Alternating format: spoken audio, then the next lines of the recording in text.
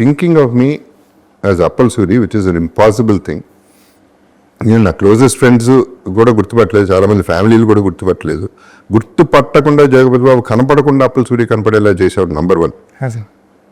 Number 2, లాస్ట్లో మళ్ళీ అప్పల సూరిని మళ్ళీ గుర్తు చేసావే, అది రామ్ చరణ్ లాంటి పెద్ద స్టార్ నోటితో క్లైమాక్స్లో మళ్ళీ తీసుకొచ్చావు. అది డైరెక్టర్స్ విజన్. అక్కడే నేను పండా, అప్పల్ సూరి పండింది ఆ షాట్ వల్ల.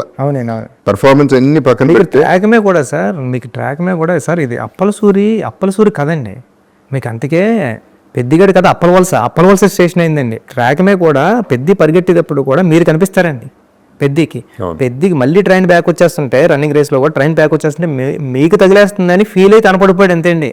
అప్పుడు కూడా మీరు వచ్చారు స్క్రీన్ మీదకి, అప్పుడు కూడా వాయిస్ ఓవర్లో కూడా మీరు ఉంటారు, ఇలా బతకడం కాదురా పెద్ది, ఇలా సావడం తప్పురా అని.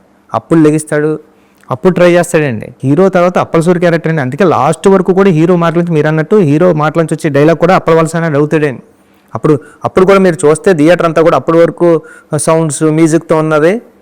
వచ్చి ఆ స్టేషన్ మాస్టర్ వచ్చి ఇలా అడిగితే మొత్తం థియేటర్ అంతా ఏం చెప్తుందని హీరో మాటలకి ఆయన మాటలు సైలెంట్ అయిపోద్దండి. మీరు చూడండి మొత్తం ఆడిటోరియం అంతా సైలెంట్, మ్యూజిక్ కూడా ఉండదండి అక్కడ. అప్పుడు మీ నేమ్ ఎప్పుడైతే అనౌన్స్ చేశారో అప్పుడు అరుపులు కేకలు ఉంటాయని నేను ఫీల్ అయ్యాను సార్.